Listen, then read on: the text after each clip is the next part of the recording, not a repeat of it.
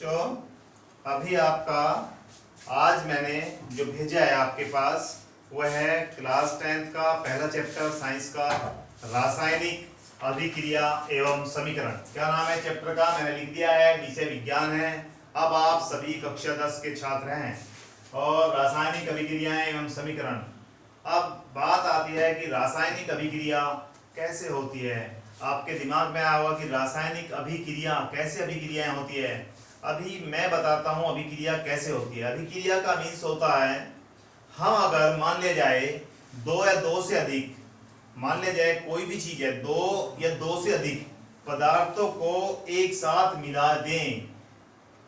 दो पदार्थ लिए और उनको एक साथ मिला दिया और उससे उन पदार्थों से मिलकर क्या बन जाए, अलग गुण धर्म वाले एक से अधिक नया पदार्थ बन जाए, तब में अभिक्रियाएं कैसी कहलाती है, रासायनिक अभिक्रियाएं। अब जैसे कि मैं आपको एक छोटा सा एग्जांपल देता हूं। तुमने कह तो दिया कि सर ने कहा कि भाई दो पदार्थ लिए और दो पदार्थों से एक नया पदार्थ बन जाता है, और कैसे बनता है। मैं छोटा सा एक एग्जांपल लेता हूं, फिर उसके बाद आगे चैप्टर को लेते हैं। चैप्टर से मतलब संबंधित है तो संबंधित, परंतु वो चैप्टर में नहीं है, तुम्हारे व्यवहारिक घर से जो घर में होता है उससे मतलब होता है।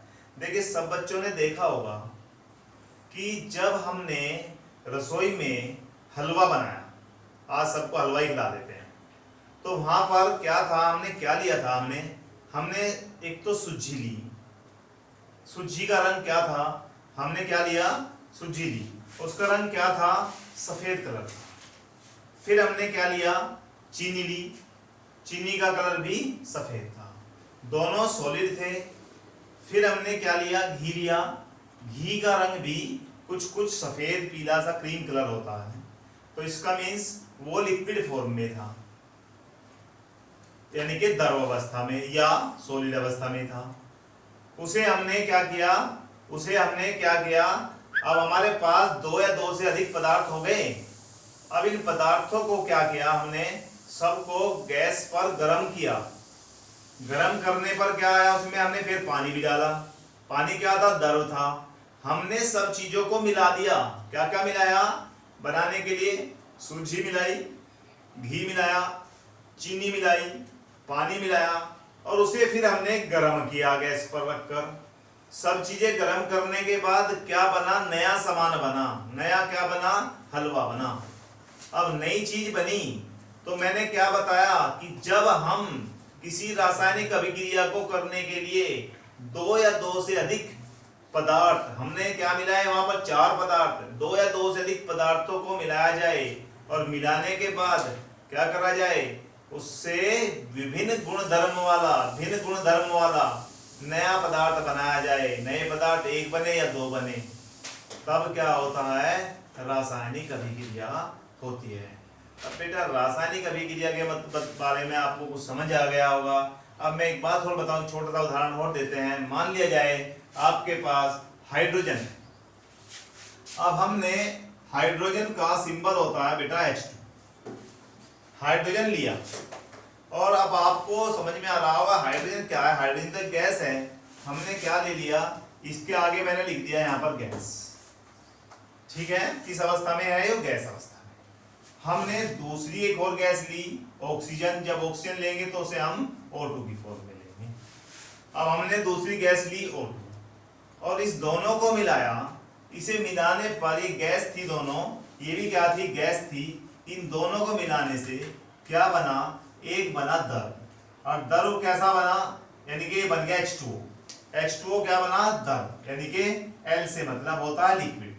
तो तुम्हारा हाइड्रोजन गैस को ऑक्सीजन गैस के साथ मिलाने पर क्या बना, जल बना, यानी कि दो या दो से अधिक पदार्थों को मिलाकर विभिन्न गुण धर्म वाले नए पदार्थ का निर्माण करना क्या कहलाता है, रासायनिक अभिक्रिया कहलाता है। जैसे हाइड्रोजन से और ऑक्सीजन दोनों से मिलकर एक नया पदार्थ बना जल, यह क्या कहलाया, रासायनिक अभिक्रिया। अभी हमारा क्या चल रहा है, रासायनिक अभिक्रिया। अब एक बात और बताऊं मैं आपको, किसी भी रासायनिक अभिक्रिया को, जो भी हमने रासायनिक अभिक्रिया बनाई, उसे किसी भौतिक विधि द्वारा।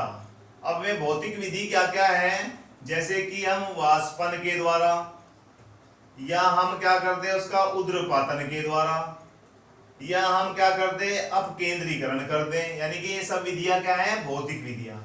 भौतिक विधियों के द्वारा उसे उल्टा नहीं किया जा सकता। उल्टा का मतलब H2O से हम किसी भौतिक विधि से क्या नहीं बना सकते।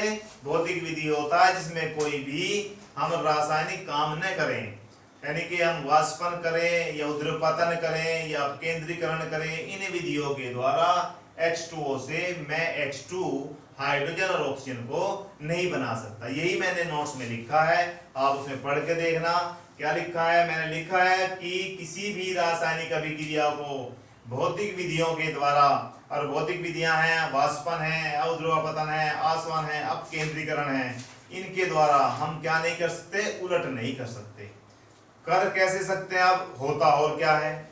अब इसमें हमारा कुछ काम होना शुरू होता है। क्या होता है, रासायनिक अभिक्रिया में क्या क्या प्रक्रियाएं होती है, क्या क्या हो सकता है। अवस्था का परिवर्तन सबसे पहली बात है। जब हम कोई रासायनिक अभिक्रिया कर रहे होंगे, एक तो अवस्था का परिवर्तन हो सकता है। अवस्था का परिवर्तन का मतलब क्या है, जैसे कि ठोस से द्रव बन जाए, ठोस से द्रव बन जाए, गैस से द्रव बन जाए। जैसे यहाँ क्या था, गैस, क्या बना, द्रव, द्रव से गैस बन जाए, गैस से द्रव बन जाए, ठोस से द्रव बन जाए, या हमारा क्या बन जाए, ठोस से गैस बन जाए। तो हमारे इस तरह से अवस्थाओं में परिवर्तन, एक बात तो सबसे पहले ही आता है कि भाई अवस्था में परिवर्तन हो सकता है। दूसरी बात आती है रंग में परिवर्तन। हमने जो जो पदार्थ लिए थे, जो जो पदार्थ लिए थे उनके रंग में परिवर्तन, रंग बदल जाए। पहले रंग कुछ और था, अभी मैं बताऊंगा, आगे आगे समझाते जाएंगे। पहले रंग कुछ और था, फिर बाद में उसका रंग, जैसे यहाँ पर हमने लिया था इनका, सूजी का रंग लिया हमने सफेद, चीनी का रंग लिया सफेद, और उन रंगों से दोबारा से बन गया जो सुनहरा हलवा बना भूरे कलर का, तो क्या बन गया, रंग बदल गया। और भी होता है ताप में परिवर्तन, उसके ताप में परिवर्तन, यानी कि पहले क्या था, कोई चीज ठंडी थी, जब रासायनिक अभिक्रिया करती तो गर्म हो सकती है, या कोई गर्म थी ठंडी हो सकती है, तो उसके ताप में परिवर्तन, रंग में परिवर्तन, अवस्था में परिवर्तन। ठीक है भाई। और एक काम और हो सकता है, गैस का उत्सर्जन। गैस भी, कोई सी भी गैस निकल सकती है। यहाँ पर आगे आगे चलेंगे, हम बहुत सारी चीजें बताएंगे, इन सारी चीजों को दिखाएंगे कैसे होता है। अब बेटा हमारा रासायनिक अभिक्रिया के 4 पार्ट बताए, जो जो हो सकता है। अवस्था का परिवर्तन हो सकता है, रंग का परिवर्तन हो सकता है, और आपकी ताप का परिवर्तन हो सकता है, और आपका किसी गैस का निर्माण हो सकता है। अब हमारे पास आता है दैनिक जीवन में, मैंने आगे लिखवाया है आपको, दैनिक जीवन में होने वाली रासायनिक अभिक्रिया। हम दैनिक जीवन में देखते हैं अभी होने वाली रासायनिक अभिक्रिया क्या है। दैनिक जीवन में होने वाली रासायनिक अभिक्रिया, हम रोजाना खाना खाते हैं, हमने खाना खाया और खाने को खाने के बाद हमने मुंह में, पेट में चला गया, और वहां पर भोजन का पाचन हो गया। तो यानी कि भोजन का पचना भी एक रासायनिक अभिक्रिया है। भोजन पच गया, डाइजेस्ट हो गया, तो यह भी एक रासायनिक अभिक्रिया है। हमने सांस लिया, श्वसन लेना, श्वसन करना भी क्या है, एक रासायनिक अभिक्रिया है। हम नाक द्वारा कौन सी गैस लेते हैं, ऑक्सीजन गैस ली, और ऑक्सीजन गैस हमारे अंदर चली गई, और लंग्स में जाकर ऑक्सीजन गैस का आदान प्रदान हुआ, वहां से CO2 बाहर आ गई, और ऑक्सीजन हमारे सारे ब्लड में चली गई। अब उसका क्या हुआ, बाहर आई CO2 गैस, और उसमें से आपने देखा होगा कुछ न कुछ ऊष्मा भी निकलती है। तुम कहोगे कैसे पता लगा सर, हम जब सांस लेते हैं अपने मुंह के सामने, नाक के सामने हाथ लगाइए तो गरम गरम सांस लगती है, तो इसका मतलब ताप का भी परिवर्तन हो रहा है। ताप का परिवर्तन हो गया, भोजन का डाइजेस्ट हो गया, यानी श्वसन हो गया, में हमारे दैनिक जीवन में होने वाली रासायनिक अभिक्रियाएं हैं। और क्या होगा भाई, लोहे पर जंग लगना। देखिए आपने देखा होगा, अगर हम लोहे को खुले स्थान पर छोड़ दें, और खुले स्थान पर छोड़ने पर उसकी अभिक्रिया किसके साथ हो जाए, ऑक्सीजन के साथ हो जाए, जल मॉइस्चर के साथ हो जाए, तब क्या होता है, तब क्या उस पर जंग लग जाता है। एक भूरे भूरे रंग का देखा होगा, उस पर क्या लग जाता है, जंग। 9th क्लास में मैंने साइंस में पढ़ा भी था कि भौतिक परिवर्तन क्या होते हैं और रासायनिक परिवर्तन क्या होते हैं। जब लोहे पर जंग लग गया तो वह रासायनिक परिवर्तन है। उस जंग को हम दोबारा से लोहा नहीं बना सकते। तो बेटा लोहे पर जंग लगना भी रासायनिक अभिक्रिया का ही एक उदाहरण है। और ले लेते हैं हम, लोहे पर जंग लग गया, दही का बनना। जैसे कि हमने दूध में थोड़ा सा खट्टी चीज डाली तो 2 चीज मिला दी, अब 2 चीज मिलाने के बाद क्या बना, एक नया पदार्थ बना। कौन सा बना, दही बनी। अब क्या दूध के गुण और दही के गुण समान हैं? दोनों के गुण भिन्न भिन्न हैं, दोनों की अवस्थाएं अलग अलग हैं, सब कुछ अलग अलग हो गया। हम दही से दूध नहीं बना सकते, तो यह सब क्या हो गई, रासायनिक अभिक्रियाएं हो गई। अब इन रासायनिक अभिक्रियाओं में क्या क्या चीज मौजूद होती है वो मैं बताता हूँ।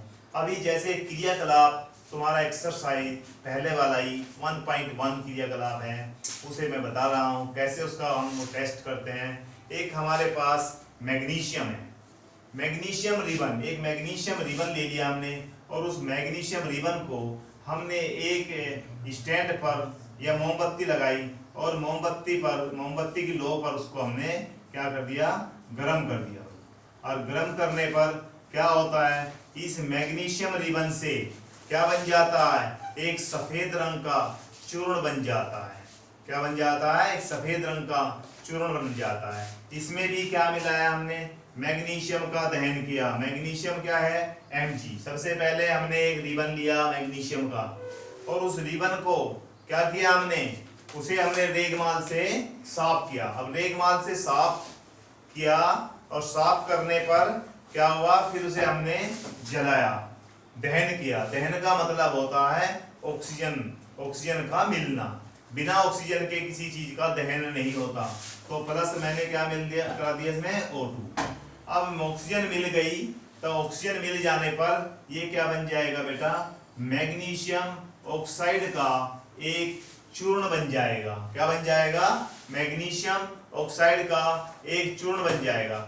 जिस मैग्नीशियम ऑक्साइड का एक चूर्ण बनेगा वह कैसे रंग का होगा, सफेद कलर का होगा। कैसे कलर का होगा, सफेद कलर का होगा। अब बात आती है, एक सवाल आता है आपका, पहला ही सवाल एक्सरसाइज का है कि मैग्नीशियम रिबन को जलाने से पहले हम साफ क्यों करते हैं, रेगमाल क्यों रगड़ते हैं। बेटा उस पर मैग्नीशियम कार्बोनेट एक होता है, मैग्नीशियम कार्बोनेट MgCO3, MgCO3 की परत जम जाती है, उस परत को हटाने के लिए हम पहले उस पर रेगमाल रगड़ते हैं। जब रेगमाल से साफ कर देते हैं फिर उसका दहन करते हैं। दहन का मतलब होता है उसे हम ऑक्सीजन के साथ अभिक्रिया कराते हैं। जब ऑक्सीजन के साथ अभिक्रिया हो जाएगी तो उससे एक बनेगा मैग्नीशियम ऑक्साइड का चूर्ण बनेगा।